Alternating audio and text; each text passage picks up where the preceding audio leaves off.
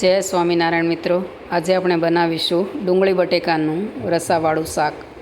તો તેના માટે એક મોટું બટેકું લીધું છે, 3 ડુંગળી લીધી છે, 1 ટામેટું લીધું છે, 2 સૂકા મરચાં લીધા છે, 1 તમાલપત્ર, 1 ચમચી આપણે લસણની પેસ્ટ લઈશું અને થોડા લીલા ધાણા.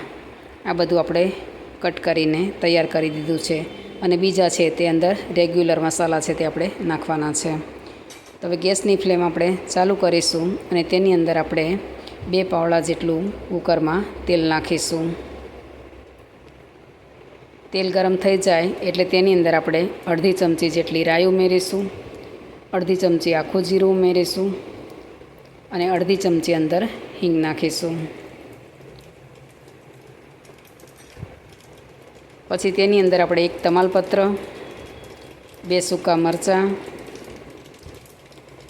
અને જે આપણે 1 ચમચી લસણની પેસ્ટ છે તેને અંદર ઉમેરી અને તેને સારી રીતે અંદર સાંતળી લઈશું.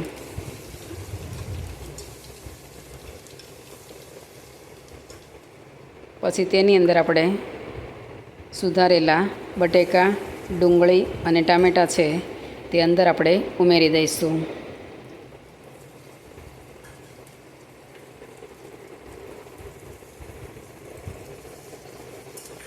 પછી આપણે બધું હલાવીને મિક્સ કરી દઈશું.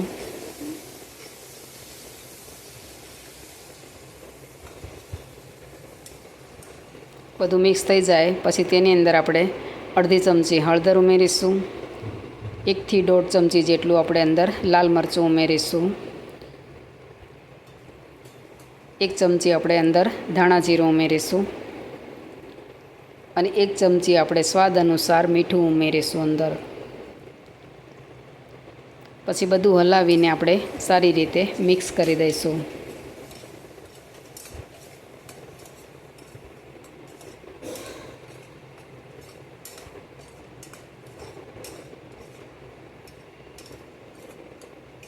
બધું મિક્સ થઈ જાય એટલે તેની અંદર આપણે 1 ગ્લાસ જેટલું અંદર પાણી ઉમેરીશું.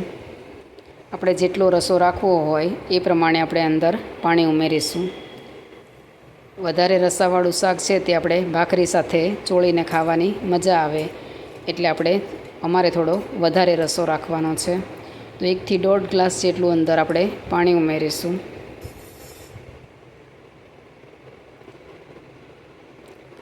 પછી તેની અંદર આપણે લીલા ધાણા ઉમેરીશું.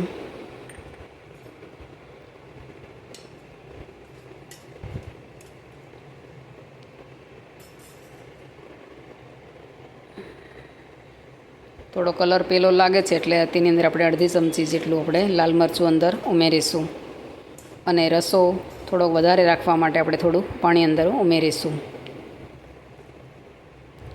જેથી કરીને ભાખરી આપણે અંદર ચોળીને ખાઈ શકાય.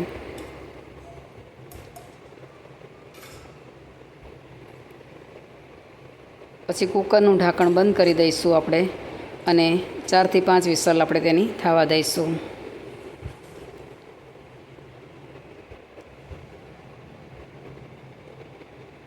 તો આપણી 4 થી 5 વિસલ છે તે થઈ ગઈ છે. કુકરમાંથી આપણે હવા છે તે કાઢી લઈશું અને કુકરનું ઢાંકણ ખોલી અને એક બાઉલમાં આપણે તે શાક છે તે સર્વ કરી લઈશું. થોડું હલાવી લઈશું એટલે રસો છે તે થોડો ઘટ થઈ જાય. પછી તેને આપણે એક બાઉલમાં સર્વ કરી લઈશું.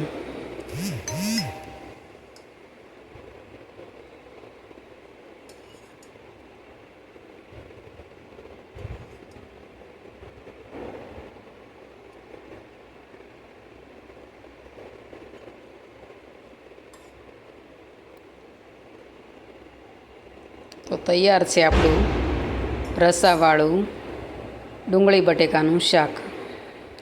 તો જો તમને મારી રેસીપી ગમે તો તેને લાઈક, શેર અને સબસ્ક્રાઈબ જરૂરથી કરજો અને કમેન્ટ કરીને કહેજો કે તમને મારી રેસીપી કેવી લાગી અને બેલ આઇકન દબાવવાનું ના ભૂલશો કે જેથી કરીને તમને પહેલાં નોટિફિકેશન મળે.